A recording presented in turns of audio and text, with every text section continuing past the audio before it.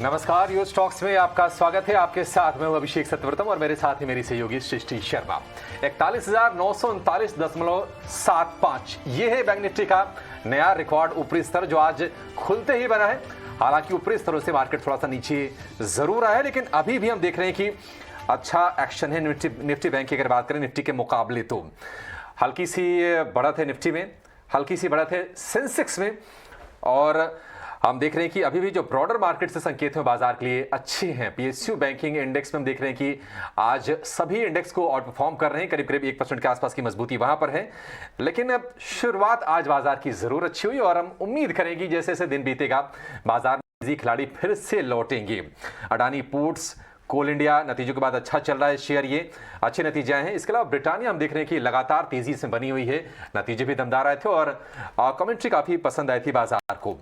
लेकिन दूसरी ओर कमजोर नतीजों के चलते हम देख रहे हैं कि नोवेलिस के नंबर आए थे, हिंडाल्को फोकस में है, वहां पर 4% के आसपास की कमजोरी है। इसके अलावा डीवीएस लैब 3.25% ये शेयर टूटा है और अब यहां पर थोड़ी सी चिंताएं बढ़ रही है। इसके अलावा पावर ग्रिड, टेक महिंद्रा कुछ ऐसे शेयर हैं जहां पर हम 1 से 2% के आसपास की हम कमजोरी देख रहे हैं। लेकिन अपने दर्शकों के सवाल जवाब लेने से पहले, अपने एक्सपर्ट से बातचीत करने से पहले हम जरा नतीजों पर ही फोकस करेंगे और हमारे साथ केसी इंटरनेशनल के एमडी एंड सीईओ विमल केजरीवाल जी हमारे साथ थोड़ी देर में जुड़ जाएंगे और उनसे हम बातचीत भी करेंगे। लेकिन एक पहले चेक लेंगे बाजार को लेकर। हमारे साथ जुड़ गए हैं स्नेहा सेठ। स्नेहा, बहुत शुक्रिया आपका समय देने के लिए, स्वागत है आपका 18 स्वदेश पर। आप ये बताइए स्नेहा कि आज तो रिकॉर्ड है बन गया निफ्टी बैंक का, यहां से आप किस तरह की चाल देख रही हैं?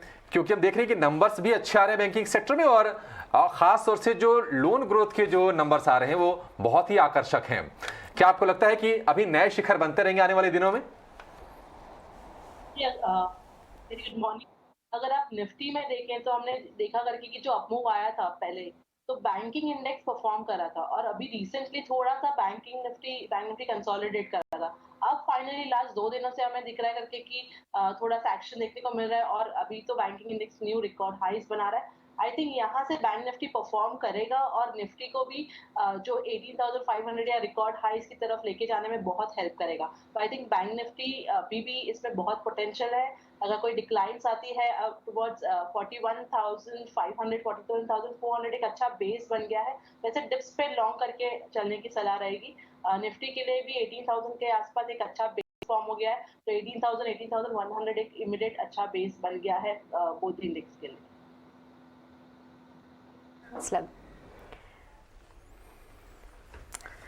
ठीक है, हमारे साथ केसी इंटरनेशनल के एमडी एंड सीईओ विमल केजरीवाल जुड़ गए हैं। विमल जी, बहुत शुक्रिया आपका समय देने के लिए। 18 स्वदेश पर बहुत स्वागत है आपका। सबसे पहले अगर हम नतीजों की बात करें तो हम देख रहे हैं कि रेवेन्यू में 30% के आसपास का उछाल है, हालांकि ये प्रॉफिट थोड़ा सा डिप हुआ है। केजरीवाल साहब, आप ये बताइए कि इस वक्त जो ऑर्डर बुक की स्थिति है वो किस तरह की है?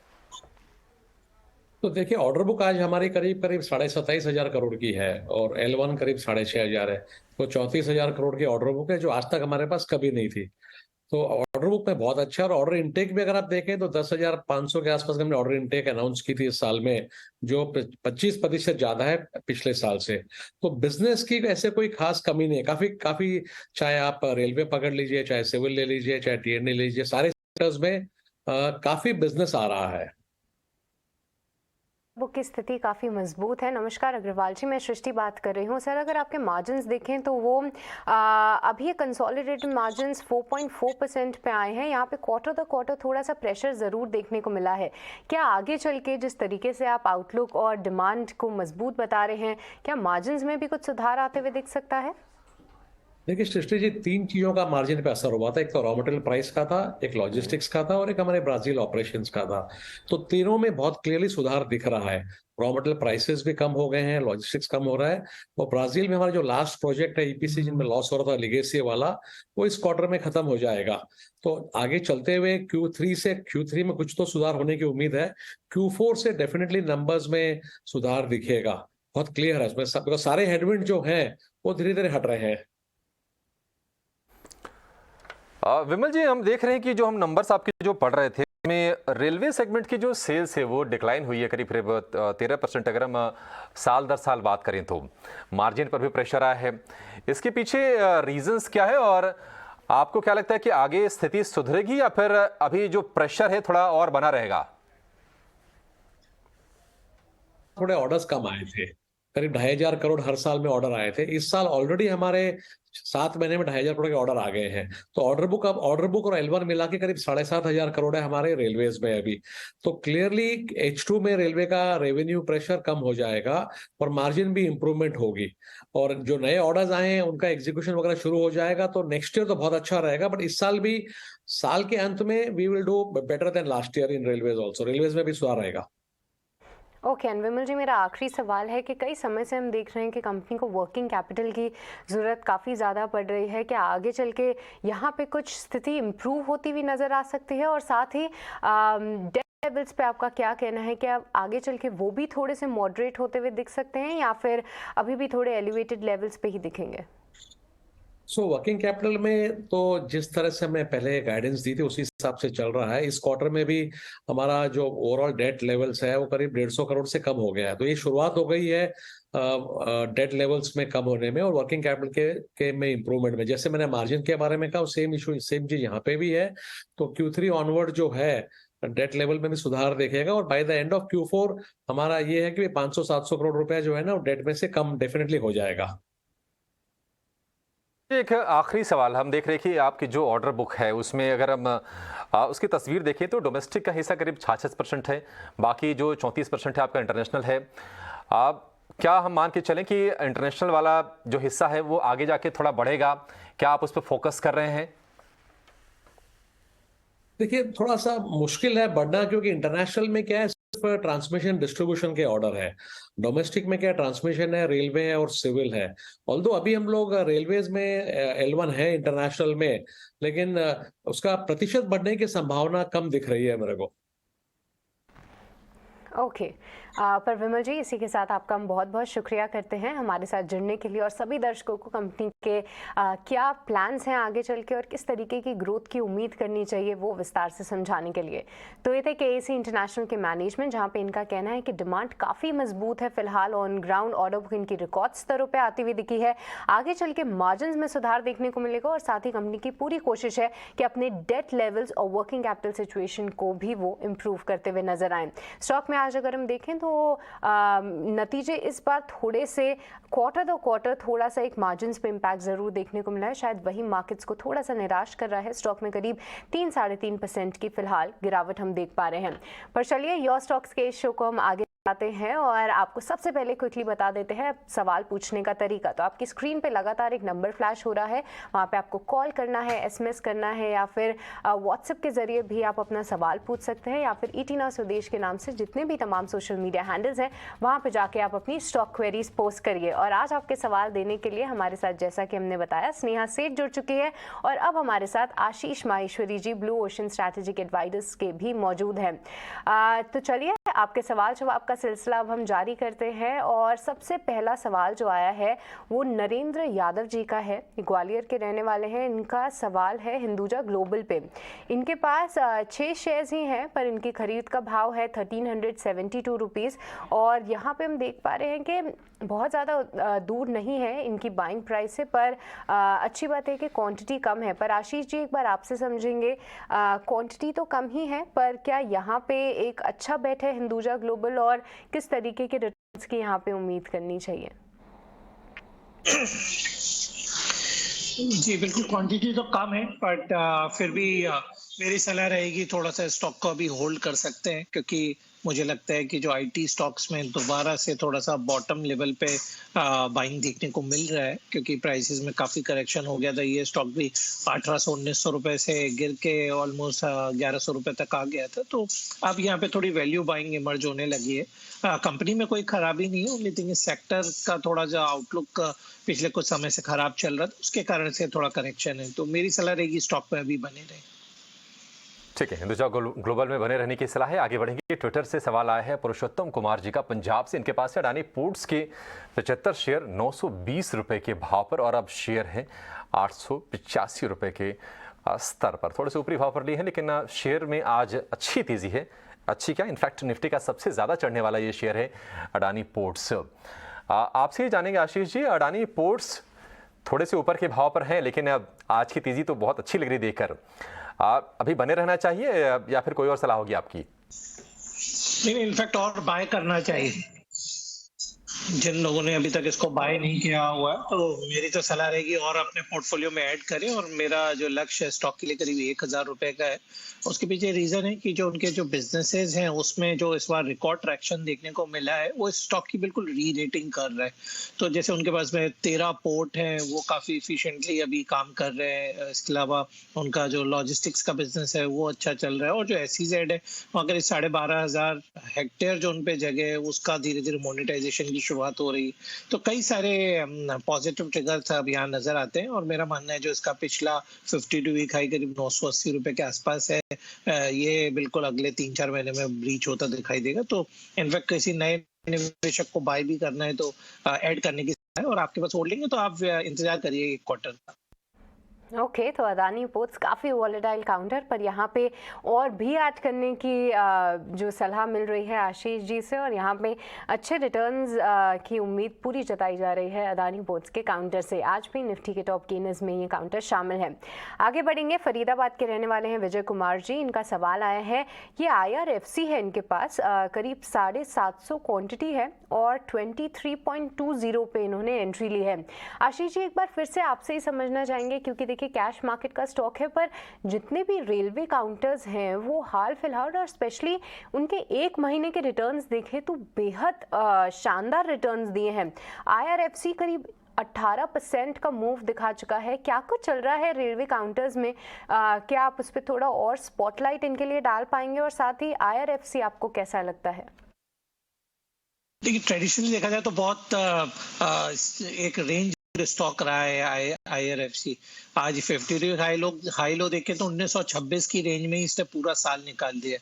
बट अब क्या चेंजेस हो रहे हैं कि जो भी सबसे पहले डोमेस्टिक बाउंड सेक्टर है वहां पर निवेशकों की बाइंग हो रही है। तो जो पहले एक्सपोर्ट इकोनॉमी के स्टॉक थे जैसे IT है या जो टेक्सटाइल जैसे स्टॉक्स थे, तो जहाँ पे ज्यादा वोलेटिलिटी है, ज्यादा एक्सपोर्ट डोमिनेटेड है, तो उनकी तरफ से मार्केट फोकस कर रहा है कि जो डोमेस्टिक कंजम्पशन या डोमेस्टिक इकोनॉमी रिलेटेड स्टॉक हो और जिनको ग्लोबली अनसर्टेनिटीज का कोई इम्पैक्ट ना हो, तो वहां बाइंग देखने को मिल रही है। तो हम देख रहे हैं कि रेलवे हुआ, आपका पावर सेक्टर हुआ, इसके अलावा डिफेंस हुआ, सीमेंट हुआ, ये 3-4 सेक्टर ऐसे हैं जो इस साल पूरे लाइमलाइट में रहने वाले हैं। तो मेरी सलाह रहेगी स्टॉक में, जहां तक इसकी बात है IRFC की, अभी आप बने रहे, क्योंकि रेलवे सेक्टर में भी डेडिकेटेड देखा जाए तो 7 PSU स्टॉक है और इस स्टॉक ने इतना अभी तक परफॉर्म नहीं किया जितना दूसरे स्टॉक्स ने किया है। तो थोड़ा इंतजार करें। मेरा लक्ष्य इस साल के लिए स्टॉक के लिए 30 रुपए का है। ठीक है, IRFC अमूमन ये रेंज बाउंड ही रहता है, लेकिन 30 रुपए के लक्ष्य के लिए इसमें बने रहने की सलाह है। शैलेंद्र का सवाल लेंगे, व्हाट्सएप के जरिए है। इनके पास है IRCTC के 450 शेयर 1070 रुपए के भाव पर। स्नेहा, आपसे जानना चाहेंगे, IRCTC हमने देखा था कि 550 रुपए के स्तर तक फिसल कर चला गया था, वहां से अब ये शेयर 200 रुपए ऊपर आ गया है धीरे धीरे करके। हालांकि इनके खरीद भाव से भी ये शेयर दूर है। आपकी क्या सलाह होगी? चार्ट्स क्या इंडिकेट कर रहे हैं कि ये जो मोमेंटम है IRCTC में ये बना रहेगा और इनको अभी होल्ड करना चाहिए शेयर को? ये बेसिक अगर आई थिंक ये स्टॉक को होल्ड ही करना चाहिए। अगर आप रिसेंटली देखें तो थोड़ा सा कंसोलिडेट कर रहा था और अपसाइड में 750 के आसपास एक हर्डल था जो कि इसने सरपास किया है और काफी अच्छे से सस्टेन भी कर रहा है। इसका डेली चार्ट भी देखें तो ये 20 डेमा के ऊपर ही चल रहा है, which is a very good indication. तो आई थिंक यहाँ से तेजी कंटिन्यू हो सकती है। अपसाइड में पॉसिबिलिटी है करके कि काउंटर अराउंड 840 820 तक के लेवल्स भी दिखाए। तो मेरा मानना है इसे होल्ड करना चाहिए। एक स्टॉप लॉस की अगर बात करें तो stop loss should be maintain around 740। 30 रुपए के स्टॉप लॉस के साथ IRCTC को होल्ड करना चाहिए। लेकिन IRCTC की तरह ही निफ्टी बैंक भी दिखा रहा है रफ्तार। आज बना है नया रिकॉर्ड हाई, 35 ट्रेडिंग सत्र के बाद हमने फिर से नया रिकॉर्ड बनते हुए देखा है। हालांकि ये नए रिकॉर्ड के बाद थोड़ा सा ये शेयर नीचे, थोड़ा सा इंडेक्स नीचे भी आया है, लेकिन निफ्टी बैंक में जो तेजी बनी है, किन स्टॉक्स का योगदान रहा है, आखिर बैंकिंग शेयर दौड़ क्यों लगा रहे हैं, सबसे बड़ा ट्रिगर क्या है और वैल्यूएशन के पिक्चर क्या है, ये सब कुछ बताने के लिए हमारे साथ जुड़ गए हमारे सहयोगी शरद दुबे। शरद, बताइए आप क्या स्तर इंपॉर्टेंट थे, कौन से शेयर सपोर्ट दे रहे हैं और वैल्यूएशन क्या कहती है? जी बिल्कुल, निफ्टी बैंक जो है अपनी लाइफ टाइम हाइस को टच किए है और लगभग 40 गुना रिटर्न आया है 2000 से अगर जोड़े तो। अगर 2000 में बात करें तो लगभग 1000 की जो लेवल्स थे, इंडेक्स लेवल्स, तब से स्टार्ट हुई है, वहाँ से जो शुरुआत हुई है, थोड़ी फ्लैटिश ज़रूर थी शुरुआत में, लेकिन अब देखिए कितना बड़ा है और ऑलमोस्ट 4000% रिटर्न से ज़्यादा जो है निफ्टी बैंक ने दिया है।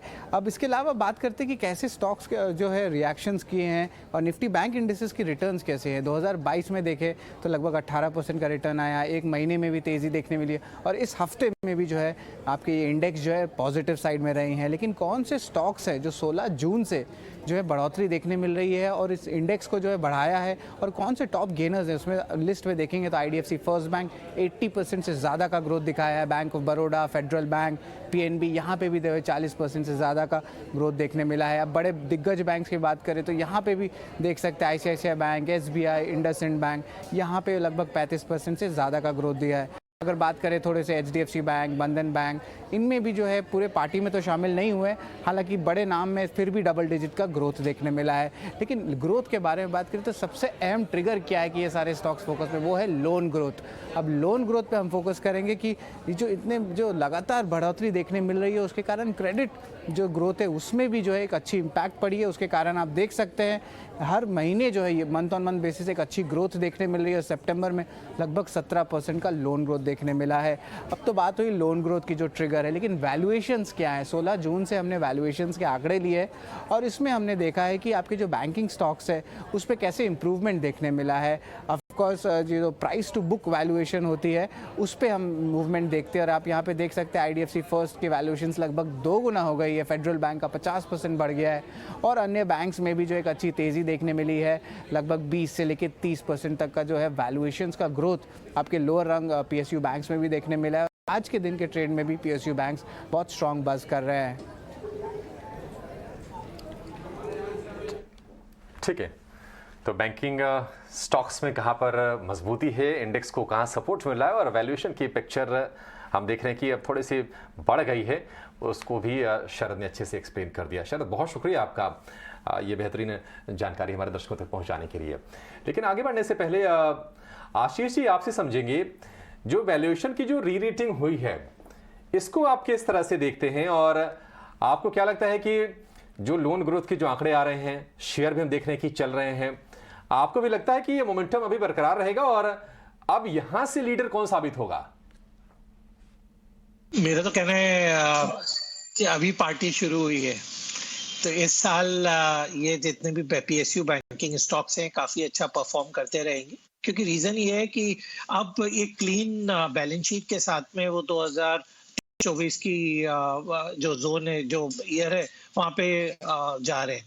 दूसरी बात, ये बैंक हमेशा सबसे ज्यादा पैसा तब बनाते हैं जब इंटरेस्ट रेट बढ़ रहे हो, क्योंकि डिपॉजिट का जो ग्रोथ रेट है वो बहुत स्लो रहता है और लेंडिंग का रेट वो फास्ट बढ़ाते हैं। तो आपने देखा होगा कि आपका जो होम लोन है जो 675 का था वो 875 तक हो गया है और जो एफडी का रेट था वो सिर्फ 1% बढ़ा है। तो जो निम्स है उस पर भी काफी पॉजिटिव इम्पैक्ट रहता है जब भी इंटरेस्ट रेट राइजिंग साइकिल रहता है। तो पहली बात ये। दूसरी बात ये, रिटेल में जो एक कंजम्पशन का बूम आया हुआ है उसका काफी बड़ा बेनिफिशियरी पीएसयू बैंकिंग स्टॉक्स रहेंगे, क्योंकि उनका जो रीच है वो काफी अच्छा है और प्राइवेट सेक्टर बैंक्स के कंपैरिजन में वो रेट भी अभी भी काफी अट्रैक्टिव ऑफर कर रहे हैं। तो मुझे लगता है यहाँ पे bank of Baroda, SBI, union bank of India और एक और बैंक में हाईलाइट करना चाहूंगा, धनलक्ष्मी बैंक, इन 3-4 बैंक्स पर आप बैट अभी भी कर सकते हैं और प्राइवेट सेक्टर बैंक्स की बजाय जो पीएसयू बैंक्स हैं वो आपको ज्यादा अच्छा रिटर्न देंगे। ओके, तो बैंकिंग खेमे में अभी तो पार्टी शुरू हुई है, ये कहना है हमारे एक्सपर्ट आशीष जी का, जहां पे वो मानते हैं कि जो पीएसयू बैंक्स हैं वो आगे तेज दौड़ लगाते हुए मजबूती से ज़्यादा दिख सकते हैं। वहां पे दिग्गज पीएसयू बैंक्स तो शामिल है ही और साथ ही धनलक्ष्मी बैंक भी इनको काफ़ी पसंद आ रहा है। तो ये थी रही बैंक निफ्टी, जहाँ पे रिकॉर्ड स्तरों पे आज हमें देखने को मिला और कौन से स्टॉक्स और सेक्टर्स उसको लीड करते हुए नजर आए हैं। पर चलिए फिर से आपके सवाल जवाब की तरफ चलते हैं। अब दिल्ली से पंकज जी हमारे साथ फोन लाइन पे मौजूद हैं। गुड मॉर्निंग पंकज जी, सबसे पहले तो आप हमें बताइए सब खैरियत वहाँ पे, क्योंकि दिल्ली से काफ़ी खबरें आ रही हैं एयर पोल्यूशन की, और साथ ही बताइए कौन से स्टॉक पे आपको राय जाननी है। Good morning ma'am. एंड अभी तो पोल्यूशन कुछ तक कंट्रोल में है और सब ठीक चल रहा है। बाकी एसआरएफ के मेरे 100 शेयर है 2570 के रेट पे, तभी ये काफी डाउन हो गया है, तो मुझे निकलना चाहिए कि एवरेजिंग करना चाहिए? ओके, SRF है इनके पास, यहाँ पे 100 शेयर्स ये होल्ड करते हैं। और स्नेहा एक बार आपसे समझेंगे, देखिए हाल फिलहाल जो है ये काउंटर लुढ़कता हुआ ज़रूर नज़र आया था, क्योंकि पिछले ही हफ्ते इसके नतीजे भी आए थे, बहुत ज़्यादा वहाँ से उत्साहित नहीं होते हुए दिखा ये काउंटर। क्या करना चाहिए इनको, क्योंकि करीब 2425 के आसपास आ चुका है, इनके खरीद भाव से लगभग 120-130 रुपये नीचे।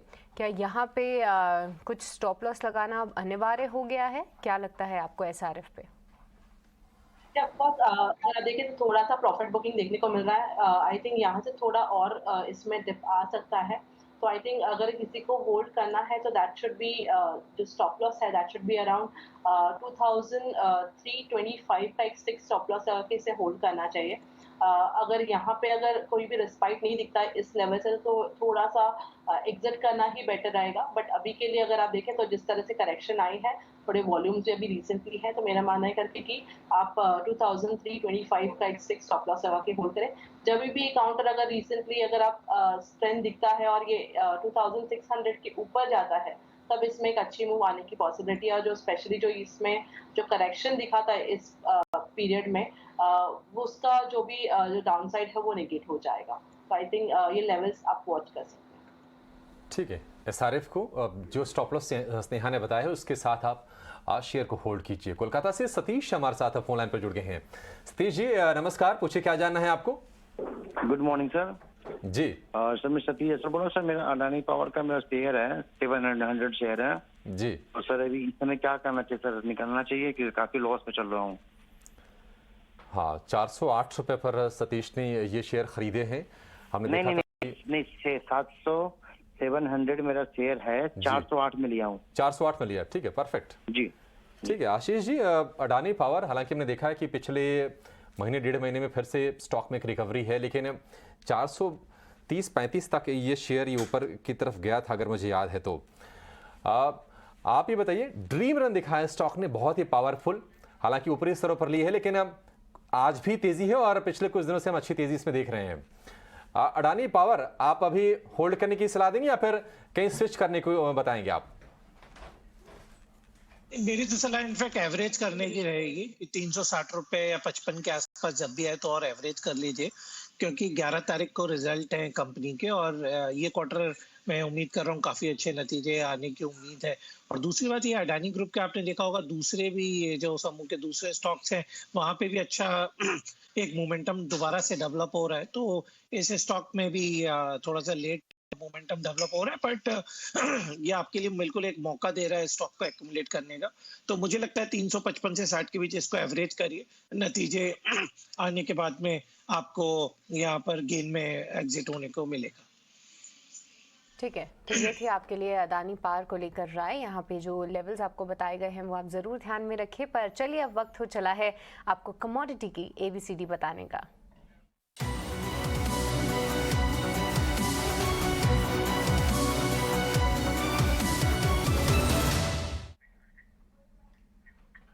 तो हर दिन की तरह हम आपके लिए लेकर आए हैं कमोडिटी की ABCD, जहां पे हमारे सहयोगी विश्व मोहन अब हमें कमोडिटी मार्केट से जुड़ी हुई बारीक बातों को आसान भाषा में समझाएंगे। और विश्व मोहन जी, क्या है आज इंटरेस्टिंग टॉपिक आज के लिए? देखिए, सिल्वर में काफ़ी अट्रैक्शन आ रहा है और सिल्वर में जिस तरह की तेज़ी पिछले एक हफ्ते में दिखी है, इसलिए हमने सिल्वर ETF को चुना है, क्योंकि डिजिटल सिल्वर और सिल्वर ETF में जब से सेबी की तरफ से मंजूरी मिली और यहाँ वापस से इन्वेस्टमेंट शुरू हो चुका है 2022 में, तो उसका फ़ायदा यहाँ पर सिल्वर ETF में तेज़ी से मिल रहा है।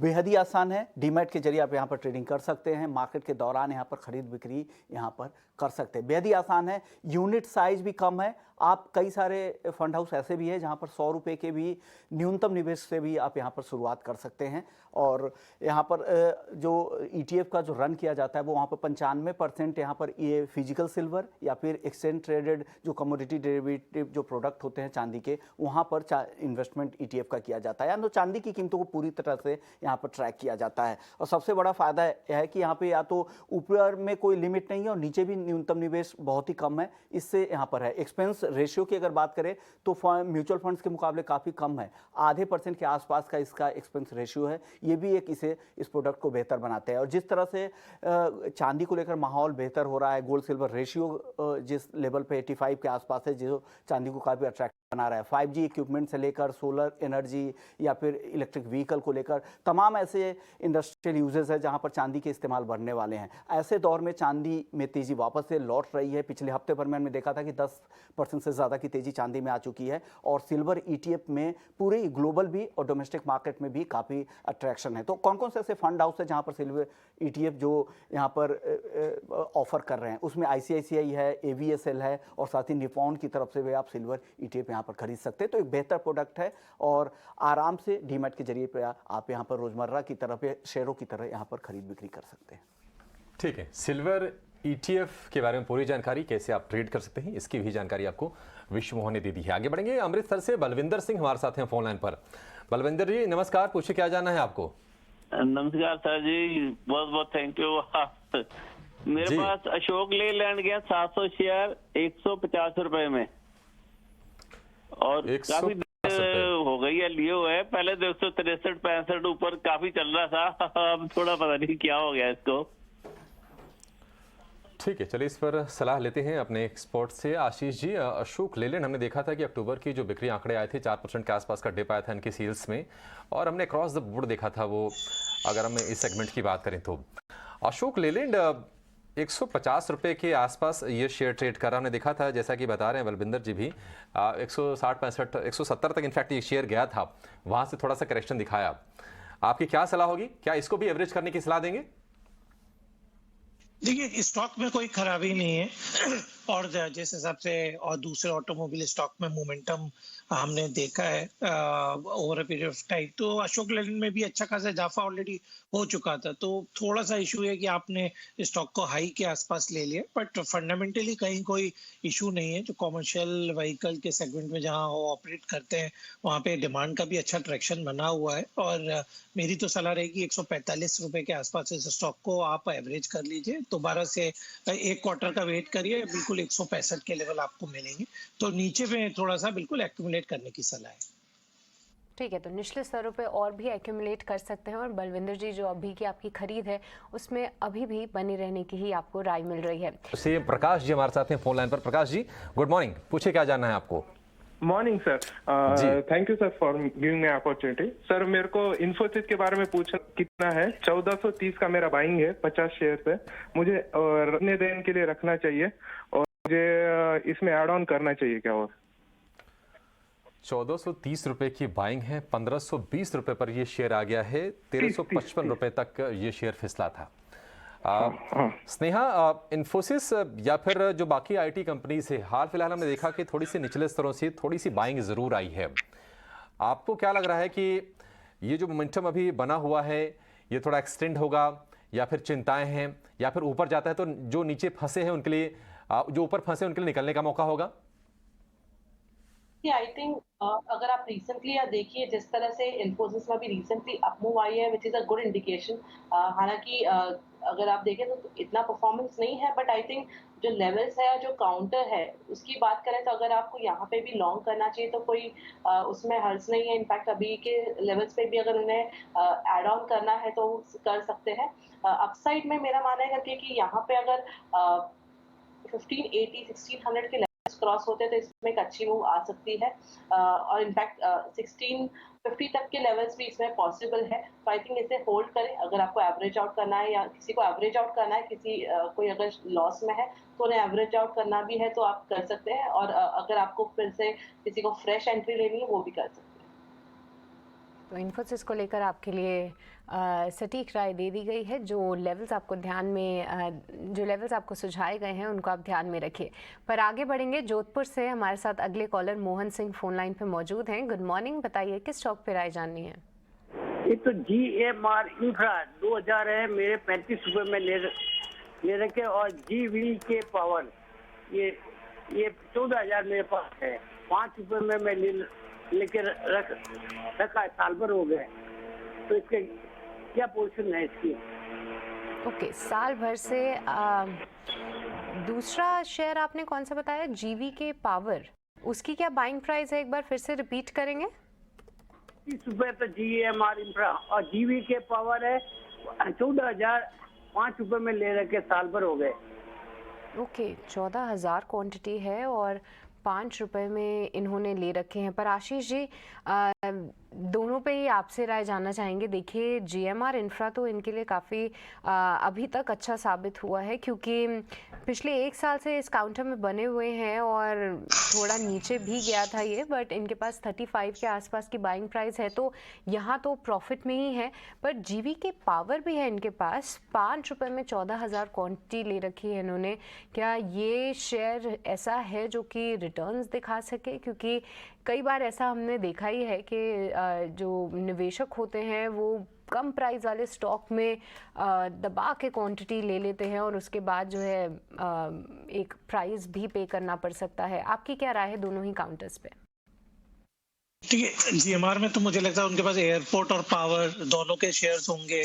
यदि उन्होंने प्री डीमर्जर लिया होगा तो काफी प्रॉफिट में ही होना चाहिए, यदि प्री डीमर्जर का उनका होल्डिंग है तो मेरी सलाह भी स्टॉक में बने रहने की रहेगी, क्योंकि एयरपोर्ट और पावर इंफ्रा दोनों में ही अच्छा अट्रैक्शन देखने को मिल रहा है over a period of time. जरूर ये स्लो एंड स्टडी मूवर है, बट स्टॉक की दोनों की क्वालिटी ठीक है। जहाँ तक GVK पावर की बात करें तो कंपनी ऑलमोस्ट बंद होने की कगार पर है, तो मेरी सलाह रहेगी आप स्टॉक में से निकल जाएं। और जैसा मैंने पहले भी एक स्टॉक सजेस्ट किया था, धनलक्ष्मी बैंक, भले ही आपके पास कम क्वांटिटी आएगा, बट इस स्टॉक में आप निवेश करेंगे तो आगे जाके जैसे ही ये कोई एक्वायर करता है इस बैंक को, तो आपको एक बड़ी अपसाइड धनलक्ष्मी बैंक में पॉसिबल है। तो धनलक्ष्मी बैंक बाय करिए, GVK से निकल जाए।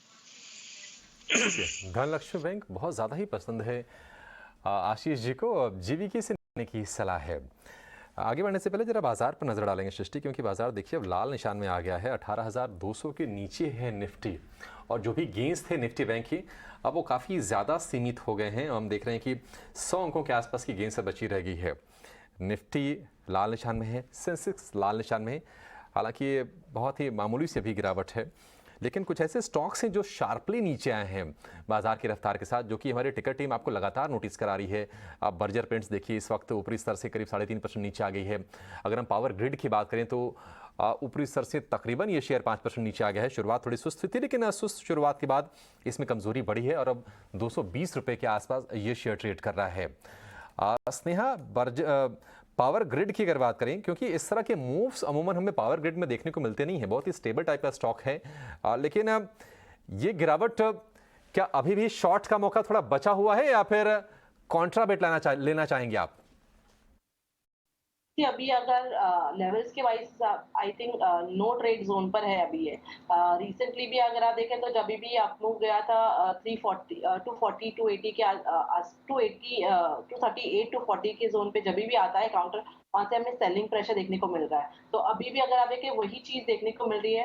तो आई थिंक यहाँ पे काउंटर के लिए जो 240 लेवल्स है वो बहुत इंपॉर्टेंट रहेगा। अपसाइड जब भी इसमें इस लेवल्स के ऊपर जब जाता है तभी इसमें एक मोमेंटम आने के चांसेस है। और डाउन साइड में अगर देखें तो यहाँ से अगर किसी को फ्रेश शॉट लेना है तो नहीं करना चाहिए, बट अगर थोड़ा से अप मूव आया तो आप वहां पे कर सकते हैं विद अ टारगेट ऑफ से आप 212 210 तक के टारगेट्स के रेट से शॉर्ट कर सकते हैं। पॉसिबिलिटी है करके यहाँ तक वापस करेक्ट हो सकता है। और अगर जब स्टॉप लॉस की बात करें तो जो आज का हाई है दैट इज अराउंड 231, ये एक स्टिक स्टॉप लॉस होना चाहिए अगर किसी ने शॉर्ट पोजीशंस बनाएंगे। 231 रुपए के आज का जो हाई है वहां का स्टॉप लॉस लगा के आप इसको शॉर्ट कर सकते हैं। लेकिन बहुत सारे ऐसे स्टॉक्स हैं जहां पर हम देख रहे हैं कि बहुत तेज शार्प नीचे की तरफ का हम मूव देख रहे हैं। इंटरग्लोब एविएशन, अब ये शेयर है 5% नीचे। थोड़े से इनके आप खबर आई थी कुछ प्लेन्स इनके ग्राउंडेड हो गए हैं क्योंकि सप्लाई चेन के डिसरप्शन हैं, कुछ तो दिक्कतें चल रही हैं। 1688 रुपये के भाव पर आपको ये शेयर दिखेगा। क्या सलाह देंगे आशीष जी आप? इंटरग्लोब हम देख रहे हैं कि आज काफ़ी ज़्यादा कमज़ोरी है, लेकिन थोड़ा सा रेंज बाउंड हो गया था पिछले 2-3 महीने से। क्या इसमें मौके बन सकते हैं क्या लोअर लेवल्स पे? नहीं, मेरी बाय ना करने की सलाह रहेगी, क्योंकि जिस हिसाब से लॉस आया है इंडिगो का लास्ट क्वार्टर में, वो काफी अलार्मिंग है कि इतने हाई एयर फेयर होने के बावजूद वो इतना लॉस कर रहे हैं। तो मुझे लगता है जब तक क्रूड के प्राइसेस में एक मीनिंगफुल फॉल नहीं आएगा तब तक इंडिगो के स्टॉक को बाय करने से बचना चाहिए। और अभी बाजार में दूसरे सेक्टर में इतने निवेश के मौके हैं, तो मुझे नहीं लगता कोई इंडिगो जैसा स्टॉक में कोई बॉटम फिशिंग करने की जरूरत है, तो अवॉइड करें। ओके, तो इंडिगो फिलहाल अवॉइड करने की ही आपको राय मिल रही है। पर आगे बढ़ेंगे।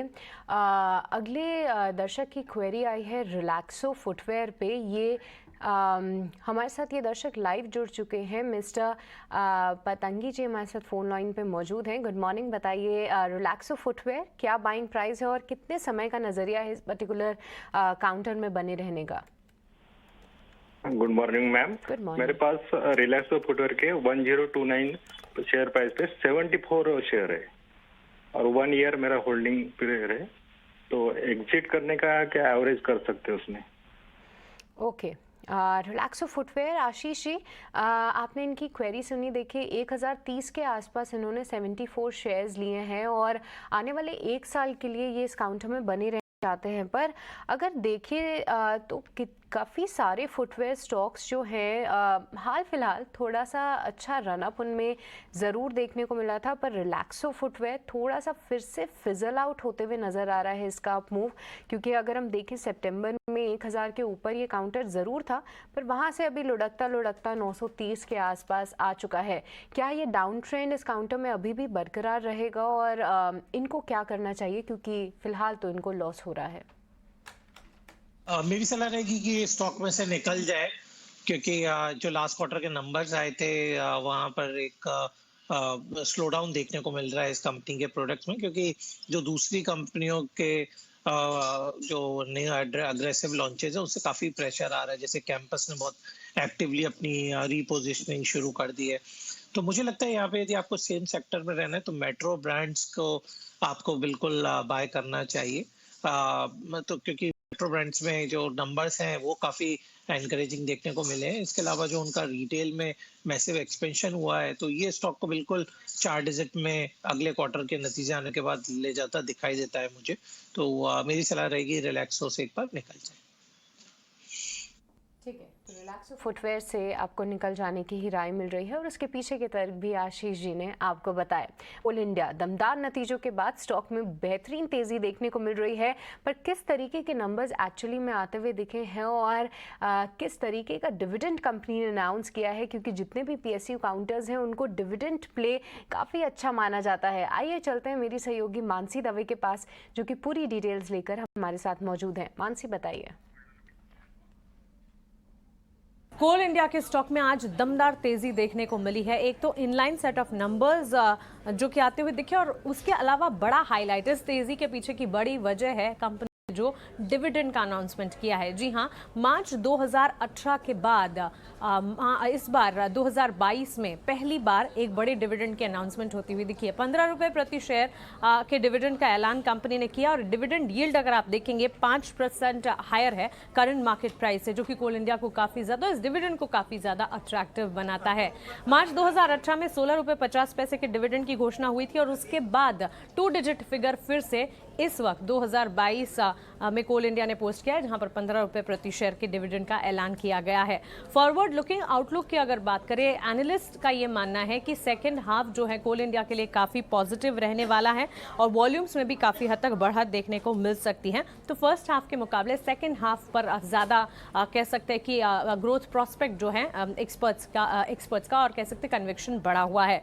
इसके अलावा हायर ई ऑक्शन प्राइजेस से भी काफी हद तक सेल्स वॉल्यूम पर एक इम्पैक्ट पड़ता हुआ दिखेगा और लेटेस्ट एडलवाइज की ब्रोकरेज जहां पर उन्होंने बाय रेटिंग दी है। कोल इंडिया के लिए टारगेट 308 के दिए हैं और उनका भी ये मानना है कि कोल इंडिया के लिए सेकेंड हाफ पॉजिटिव होगा और साथ ही हायर डिविडेंड जो है, जो कि पॉजिटिव यील्ड का स्ट्रक्चर देखने को मिलेगा, उससे कंपनी को काफ़ी हद तक फायदा मिलता हुआ दिखेगा।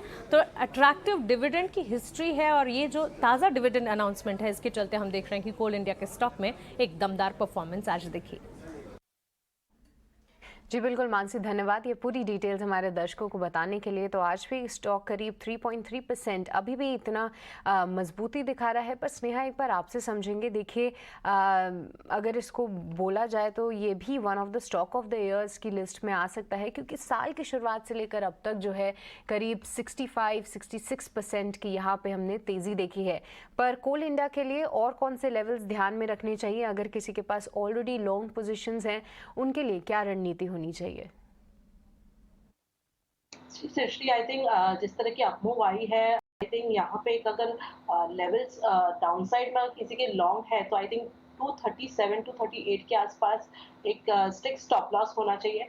और यहाँ पे अगर आप देखिए, काफी समय के बाद मंथली चार्ट में काउंटर 89 EMA के क्रॉस कर रहा है, which is a very good indication. तो आई थिंक यहाँ पे अगर किसी के लॉन्ग्स है तो उसे होल्ड करना चाहिए। अगर किसी को फ्रेश लॉन्ग भी करना है तो कोई भी कोई डिक्लाइंस आती है तो वहाँ पे आप लॉन्ग कर सकते हैं। अपसाइड में इसमें पॉसिबिलिटी है करके कि 285 टू 89 के आसपास ये काउंटर आ सकता है, स्लोली एंड स्टेडीली ग्रेजुअली आ सकता है इसमें। तो आई थिंक इसे होल्ड करना चाहिए। एक स्टॉप लॉस जैसे मैंने आपको बताया 237 का एक स्टिक स्टॉप लॉस होगा। ठीक है, कोल इंडिया को लेकर ये व्यू। लेकिन आगे बढ़ेंगे। अहमदाबाद से वैदेही शाह हमारे साथ फोन लाइन पर हैं। वैदेही नमस्कार, पूछिए क्या जानना है आपको? जी सर, गुड मॉर्निंग जी। हाँ सर, मैंने बैंक ऑफ बड़ौदा के शेयर थे मेरे पास 500 शेयर 121 की परचेज पे। मैं जो होल्ड करूँ या फिर सेल करूँ? और कैनरा बैंक का है 150 शेयर 90 के परचेज पे। सेम क्वेश्चन है, होल्ड करूँ या सेल करूँ? ठीक है, आज तो आपको BOB या फिर कैनरा दोनों ही शेयर ऊपर दिख रहे होंगे, लेकिन नतीजे भी अच्छे आए थे। बैंक ऑफ बड़ौदा के बहुत अच्छे स्ट्रॉन्ग नंबर रिपोर्ट किए थे और उसके बाद शेयर में हमने अच्छी तेज़ी देखी थी। लेकिन आशीष जी, आपसे समझना चाहेंगे फिर से। देखिए, बैंकिंग वाला ही सवाल आ गया। बैंक ऑफ बड़ौदा इनके भाव से ठीक ठाक ऊपर है ये, और हमने नतीजों के बाद तेज़ी भी देखी है। कैनरा बैंक इनके पास है 90 रुपये के भाव पर। क्या सलाह होगी आपकी, इन दोनों शेयरों में बने रहे या फिर कहीं और स्विच कर लें? ये शेयर ठीक ठाक चल गए हैं अब तो। नहीं, बिल्कुल बेचने की जल्दीबाजी ना करें। जरूर आपने नीचे के लेवल पे एक्यूमुलेट किया, बट इस साल में PSU जो बैंकिंग स्टॉक है वो बड़े वेल्थ क्रिएटर बनने वाले हैं।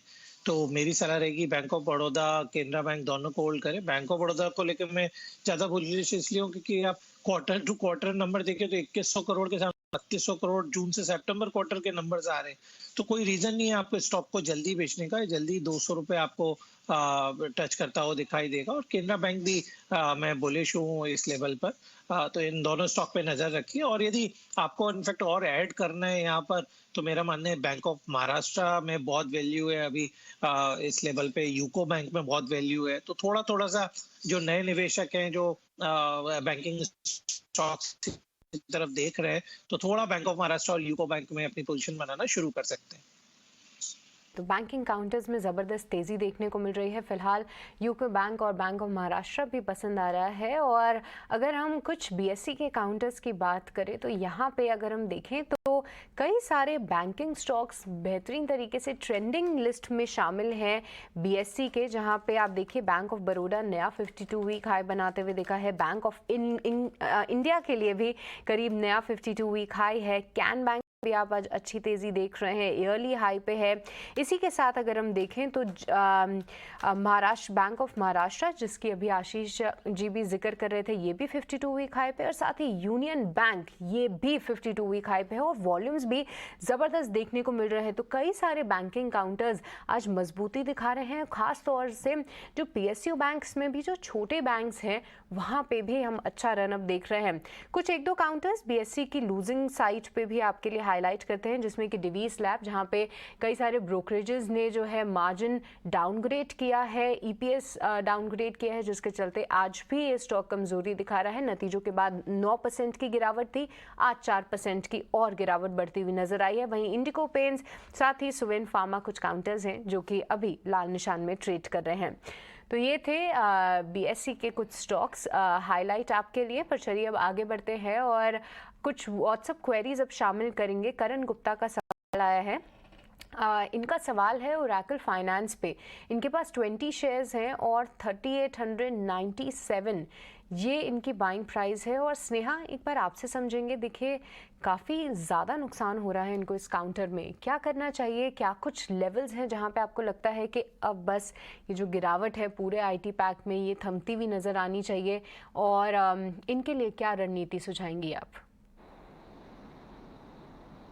सृष्टि, आप अगर एक स्टॉक रिपीट करेंगे तो? ओरेकल फाइनेंस है इनके पास, करीब 20 शेयर्स हैं और 3897 यानी 3900 के आसपास की बाइंग प्राइस है।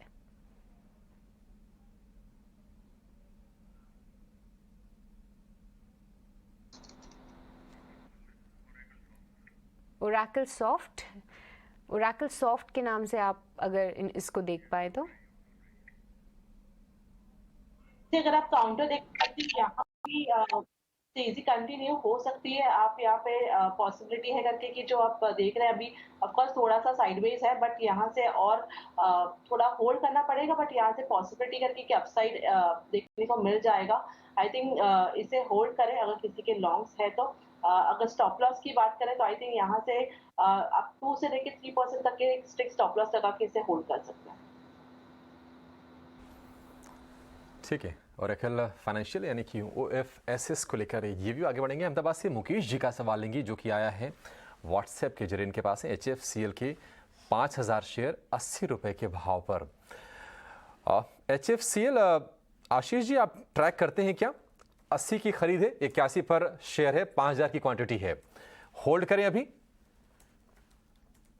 बिल्कुल होल्ड करना चाहिए। मेरा लगता है कि जो रेलवे के जो ऑप्टिकल फाइबर के कॉन्ट्रैक्ट्स हैं प्लस 5G के कॉन्ट्रैक्ट्स काफी सारे नए निकल रहे हैं, और इसके अलावा डिफेंस में भी कंपनी ने फॉरवर्ड किया, डिफेंस प्रोडक्ट्स में PLI की भी बेनिफिशियरी है। तो कई सारी चीजें यहाँ पॉजिटिव हो रही हैं। तो मेरी सलाह रहेगी स्टॉक में बने रहे। जरूर थोड़ा ट्रेडिंग स्टॉक ज्यादा है कंपेयर टू इन्वेस्टमेंट पिछले कुछ समय से, बट यदि 1 साल का नजरिया रहेगा तो बिल्कुल 3 डिजिट में स्टॉक आपको बेचने को मिलेगा। ठीक है, HFCL को लेकर रिव्यू लिखे हैं, नतीजों का सीजन चल रहा है और मेट्रोपोलिस हेल्थ केयर में आज हम देख रहे हैं कि करीब करीब 4% के आसपास की गिरावट है, क्योंकि नतीजे थोड़े से कमजोर साइड पर आए हैं। बहुत ज़्यादा कमजोर नहीं, लेकिन थोड़े से कमजोर जरूर हैं। नतीजों पर बातचीत करने के लिए हमारे साथ जुड़ गए हैं कंपनी की प्रमोटर और MD अमीरा शाह। अमीरा, बहुत शुक्रिया आपका समय देने के लिए। स्वागत है आपका टी न्यूज़ स्वदेश पर। अमीरा, जो एक चीज़ हम देख रहे हैं कि मार्जिन कमज़ोर साइड पर थोड़ा सा आया है, और देख रहे हैं कि सेक्टर में कंपटीशन लगातार बढ़ रहा है। कई सारे ऑनलाइन में ऑफलाइन में बहुत सारे ऐसे प्लेयर हो गए हैं जो थोड़ा कंपटीशन बढ़ा रहे हैं। आप कैसे देख रहे हैं पूरी सिनेरियो को, और आगे जाकर क्या आपको लगता है कि मार्जिन को मेंटेन करना सबसे बड़ा चैलेंज यही होने वाला है? एक्चुअली ये गलत फहमी है। आप देखिए तो प्री कोविड लेवल्स पे हमारी जो मार्जिन थी, EBITDA margin was between 26 and 27%, and Covid के टाइम पे क्योंकि कोविड बिजनेस बहुत ज्यादा आया था तो margin had gone up to 30%, but this was an abnormal margin and not a normal margin. तो आप देखिए तो ये Q2 में जो हमारी मार्जिन आई है 27% is very positive and in line with pre Covid and as per analyst expectations. So actually the results have been strong compared to peers and competition, and we've seen, हमने देखा है कि हमारी जो revenue has grown 16% year on year for Q2 this year compared to last year. ठीक है, अमीरा जी आपसे ये भी समझना चाहेंगे, देखिए अब कोविड का जो स्केयर था, पूरा जो माहौल था, अब वो बदल गया। आपने अपने थोड़े से बिजनेस स्ट्रेटजी में भी चेंजेस जरूर किए थे उस समय में। इस वक्त क्या स्ट्रेटजी आपकी है और फोकस कहां पर आप ज्यादा कर रही हैं? हमारी जो फोकस है it's basically on B2C business. हम बोलते हैं कि हम डॉक्टर्स के पास जाते हैं, हम डॉक्टर्स को कन्विंस करते हैं कि देखिए जो हम टेस्ट देते हैं वो बहुत स्पेशलाइज्ड होते हैं, एडवांस्ड होते हैं, हमारा क्वालिटी ग्लोबल क्वालिटी है, और आप अपने जो पेशेंट्स हैं जिनको क्रिटिकल इलनेस है, जिनको क्रिटिकल प्रॉब्लम्स है और उनको टेस्टिंग की जरूरत है, तो आप उनको हमारे पास भेजिए। ऐसे ही हमारी B2C बिजनेस जो है बढ़ती जा रही है, एंड दिस इज हाउ हमारी जो ट्रस्ट है ब्रांड पे हम आगे बढ़ाते रह रहे हैं। तो ये बिजनेस, ये स्ट्रैटेजी जो हमारी है वो हम करते जाएंगे, और इसमें साइंस, एक्सपर्टीज, नॉलेज सबसे महत्व चीज है जो दूसरों को कॉपी करने के लिए बहुत डिफिकल्ट है। ये सिर्फ प्राइस ऑफर करने से हो नहीं जाता, क्योंकि हम हेल्थ केयर की बात कर रहे हैं। ये एक स्ट्रैटेजी होगी स्पेशलाइज्ड टेस्ट एंड B2C में। हमारी सेकंड स्ट्रैटेजी जो है इसके हम 90 न्यू लैब शुरू कर रहे हैं अगले 3 साल में, and 1800 collection centres. And mostly ये जो होंगे, ये जो लैब्स होंगे वो Tier 2 Tier 3 टाउन्स में रहेंगे, और जो 1800 सेंटर्स होंगे वो भी मेट्रोज में भी होंगे और छोटे टाउन में भी होंगे। लेकिन हम पेशेंट के ज्यादा पास जाएंगे, उनको टेक्नोलॉजी एंगेजमेंट के साथ एंगेज करेंगे, साइंटिफिक सेस बेचेंगे, और उनको अपने जब कुछ प्रॉब्लम हो लाइफ में, जब वो सच्ची बीमार पड़े, उनको कैंसर है, स्ट्रोक है, न्यूरोलॉजिकल प्रॉब्लम है, प्रेगनेंसी है, तो उनको चाहिए कि उनके पास एक पैथ लैब है जो करेक्ट सही रिपोर्ट दे, और वही मेट्रोपोलिस उनको देती है। हाय अमीरा, वेरी गुड मॉर्निंग। मैं सृष्टि बात कर रही हूँ। नतीजों में अगर हम देखें तो आपने ये भी बताया है कि आगे चल के डिजिटल एक्सपेंशन काफ़ी अच्छे तरीके से कंपनी प्लान कर रही है। कुछ 3 साल के आपने टारगेट्स डिफाइन किए हैं, पर जैसा कि अभिषेक भी बता रहे थे कि कंपटीशन बहुत ज़्यादा बढ़ते हुए नज़र आया है। क्या कुछ स्ट्रैटेजी रहेगी कंपनी की डिजिटल एक्सपेंशन को लेके, कंपटीशन के से डिफरेंट क्या कुछ करने की तैयारी कर रही है मेट्रोपोलिस? उस पर आप अगर थोड़ा सा हाईलाइट दे पाएँ, और साथ ही क्या कोई पर्टिकुलर एज कैप है जिस पे आप टारगेट करेंगे? क्योंकि इस बार भी देखें तो वेलनेस सेगमेंट आपका काफ़ी अच्छी तरीके से परफॉर्म करता हुआ नज़र आया है। क्या आगे चल के भी ये पर्टिकुलर जो डिवीजन है उस पर ही कंपनी का फोकस रहेगा? पैथोलॉजी में हर वक्त रहा है। I mean there are 150,000 labs in the country, तो ये कोई नई बात तो है नहीं। ये खाली सब लोगों को लग रहा है क्योंकि उन्होंने देखा है कि न्यू कंपेटिटर्स आ रहे हैं, लेकिन ये पहले से, बहुत पहले से हो रहा है, 2012 से हो रहा है। तो ये मुझे लगता नहीं है कि नई बात है फ्रैंकली। क्या जो 2 न्यू कॉम्पिटिटर्स आ रहे हैं वो 2 तरह के हैं। एक तरह के हैं जो pharma companies, hospital chains, pharmacy chains, ये सब आ रहे हैं अंदर, और वो बेसिकली प्राइस के जाके ट्राई कर रहे हैं कि वो उनको वॉल्यूम्स और पेशेंट्स मिले। लेकिन ये इतना इजी नहीं है। ऐसे बहुत कंपेटिटर्स ने ट्राई किया पहले, और वहां पे थोड़ा ज्यादा साइंस लगाने की जरूरत होती है। आप देखिए तो दूसरा type of competitors health take, जो आ रहे हैं बोल रहे हैं कि मैं घर आ जाऊंगा, I will give you cheap prices, I will give you low packages. ये सब वेलनेस के लिए ठीक है, क्योंकि जो हेल्दी पेशेंट्स हैं, मतलब जो उनका कोई प्रॉब्लम नहीं है और उनको लगता है कि ठीक है 400-500 रुपए में एक हेल्थ चेकअप हो जाएगा, उनके लिए प्राइस इंपॉर्टेंट रहता है। लेकिन वो भूल जाते हैं कभी कभी कि जो चीजें बहुत चीप होती हैं वो ऑलवेज क्वालिटी की नहीं होती, और अगर हम 1000 रुपए जाके एक मूवी पे और पॉपकॉर्न पे खर्च सकते हैं, तो हमारे हेल्थ पे हम क्यों कॉम्प्रोमाइज कर रहे हैं? बहुत इंपॉर्टेंट चीज है कि हम अच्छी क्वालिटी जगह पे जाएं। और हमें क्या चाहते हैं हम हेल्थ चेकअप से? हम चाहते हैं कि अगर हमारी बॉडी में कोई प्रॉब्लम हो तो वो मिल जाए, तो हम जाके उसको इन्वेस्टिगेट कर सके और हम ठीक हो जाए। आजकल हम देख रहे हैं कि कोविड के बाद कितने लोग अपने 40s में सडनली उनको हार्ट अटैक होके वो एक्सपायर हो जाते हैं। ये क्यों हो रहा है? क्योंकि लोगों जाके वो आइदर हेल्थ चेकअप करते नहीं है, नहीं तो वो जाके कहाँ पे कर जाते हैं, उनको जहाँ सही रिपोर्ट नहीं मिलता। तो I think it's very important में हेल्थ केयर में we go with trusted branded names which will actually help you find कि आपके बदन में, आपके बॉडी में क्या हो रहा है। मेरा जी आखिरी सवाल आपसे होगा, तो क्या आप ये कहना चाह रही हैं कि जो कंपनियां 500 रुपए में, 600 रुपए में पूरा एक होलिस्टिक चेकअप ऑफर कर रही हैं वो ट्रस्टवर्दी नहीं है, उन पर भरोसा नहीं कर सकते? दूसरी चीज़ आप ये बताइए कि आप चूंकि पहले से एस्टेब्लिश्ड प्लेयर हैं, बहुत सारी ऐसी नई कंपनियां आ रही हैं, तो डेफिनेटली वो नई टेक्नोलॉजी लेकर भी आ रही होंगी। तो कस्टमर रिटेंशन के लिए, नए कस्टमर जोड़ने के लिए आप डिफरेंट क्या कर रही हैं, और आगे क्या स्ट्रेटजी होगी आपकी? ये तो टेक्नोलॉजी में कोई डिफरेंस नहीं है। ये जो नई कंपनीज आ रही हैं, कोई नई टेक्नोलॉजी नहीं है, कॉस्ट डिफरेंशियल नहीं है, इंफ्रास्ट्रक्चर नहीं है। इट्स ऑल पीछे से लैब बना दिया है जहाँ पे the machines are not necessarily always the most advanced. आप देखें तो अनऑर्गेनाइज सेक्टर में ये बहुत होता था कि आप चाइनीज मशीन लगा दो, आप कोई लोकल मशीन लगा दो, और कभी कभी टेस्ट भी नहीं करो, कभी आधा टेस्ट करो। ये तो बहुत होता है अनफॉर्चुनेटली इंडिया में। तो बहुत इंपॉर्टेंट चीज है कि हम देखें हम कहाँ पे जाके टेस्ट कर रहे हैं, बिकॉज वो हमारी हेल्थ की रिफ्लेक्शन है। मैं नहीं कह रही हूँ कि जो लो प्राइस में करते हैं उनका क्वालिटी लो है, ये डॉक्टर्स कहते हैं। राइट आप देखिए तो सर्वे जो हो रहा है डॉक्टर्स के साथ, आप टॉप डॉक्टर्स को देखिए, आप टॉप हॉस्पिटल्स को देखिए, तो उनको फीलिंग आती है कि देखिए ये जो बहुत कम प्राइस में कर रहे हैं उनका क्या क्वालिटी है किसी को पता नहीं। तो ये बड़ी क्वेश्चन मार्क है। I don't think anybody is making any allegation. And जो कंपनीज आगे बढ़ा रही है, वॉल्यूम बढ़ा रही है, वो लॉस में भी बढ़ा रही है, राइट? वो क्यों कर रहे हैं? क्योंकि उनको कंज्यूमर एक्विजिशन करना है। लेकिन कंज्यूमर एक्विजिशन करने के बाद क्या फायदा उनके लिए? क्योंकि वो जाके वो सेम कंज्यूमर के और कुछ बेचेंगे। Finally if they have to make profit, they have to go and sell something which is a profitable service और प्रोडक्ट फॉर देम।